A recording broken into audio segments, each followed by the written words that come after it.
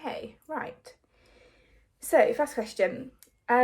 Restrictions from the Guild mean that although we brand ourselves as a theatre company, we must still adhere to the fundamental underpinnings of what being a society means. What experience do you have of dealing with Guild paperwork such as event submissions, annual risk assessments, and one-note budgets? Okay. I don't have experience with the guild categorically, just I haven't been in a committee before. But running my own theatre company has been very useful in interacting with problems that come our way. Like for example, like handling the venue, trying to get a venue has been a task for us. And so I think bureaucratic issues that face theatre with teeth, should I be artistic director, is something that I'm not afraid of, and I'm willing to learn how to go about the weird and complex guild stuff. If there's, I know that there's people that would be in committee that are experienced with that as well, so I'm so willing to learn, and yeah. Okay. This year that we were really delighted to be connected with the founder of Theatre with Teeth, Charlie Whitworth. And I was particularly happy to hear that our core values have withstood the last 13 years, which is a real testament to all of our committee members having passed that down to incoming freshers over the years.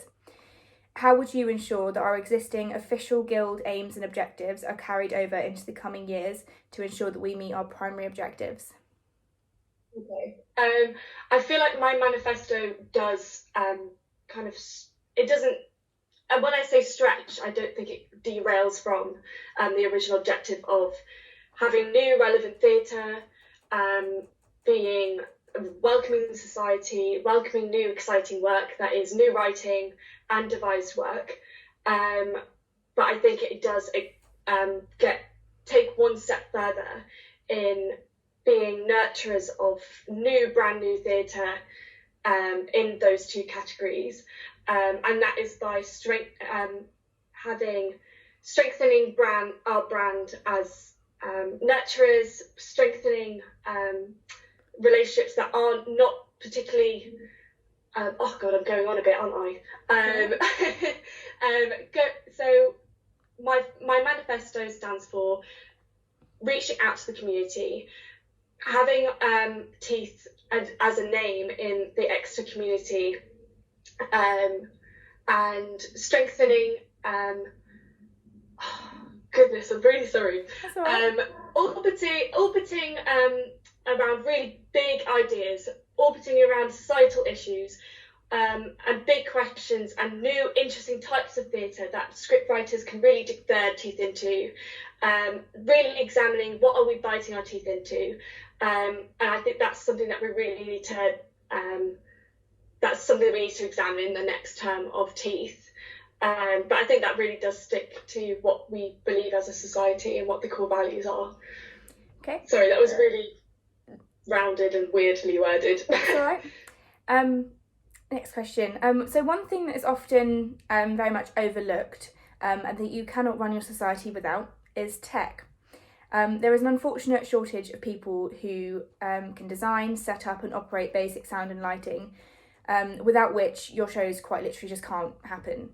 A time when this is incredibly challenging is during our 24-hour plays.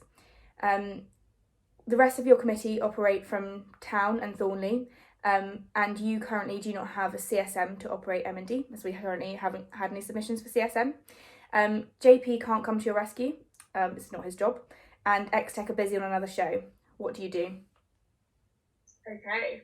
Well, it's quite lucky that in my Term 3 show last year, we had huge problems with tech. We didn't have a tech person show up, so me and my assistant director had to do our own tech last minute, and we had to learn very, very last minute how to do all the switches and everything.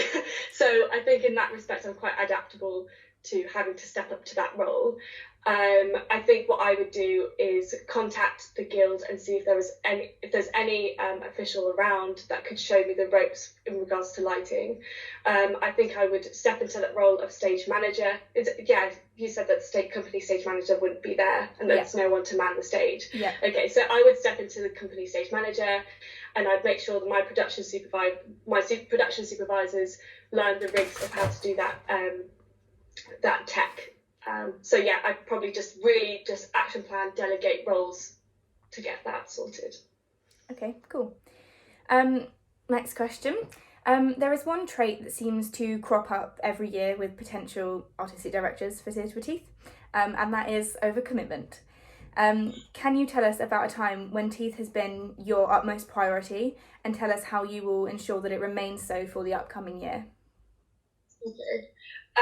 Again, I think I've noted this in my speech,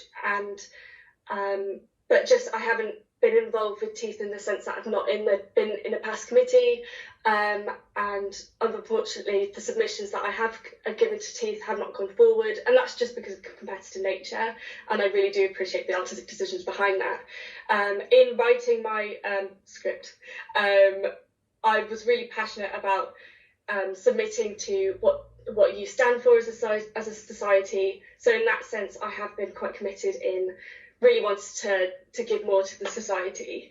Sorry, what was the second part of that question? Can you tell us about a time when Teeth has been your priority, and tell us how you will ensure that it remains your priority for the upcoming year? Yeah, so I have overcommitted in the past before, which is horrible and stressful, and I've learned how to delegate. So making sure that I don't become too stressed out is something that I've learned in managing my own theatre company as well from those past experiences. So ensuring that everyone else is not stressed out will make me not stressed out. And so then it will keep on being a love for me. I'll get excited by the things I'm doing because I feel like the environment that I'll create is quite nice. So yeah, I think that's how I'll make it an utmost priority. Okay. Now this is a question for you. You mentioned in your manifesto that you would like to have 2 committee runs per show. Yeah. One thing that becomes very quickly apparent when you take over as artistic director is how much time and energy is expended in the smallest of administration tasks. Even with a full annual schedule pre-prepared, and this year we had a reduction in practical activity, we still had to make sacrifices on where our energy went, especially, when your third year modules and your dissertation all comes up. How would you cope with the reality of not being able to meet your idealised vision for Theatre with Teeth? Okay. I totally get that. Things come up across the year, and as we've experienced with coronavirus, things have not gone our way, and that's why we're here. Yeah.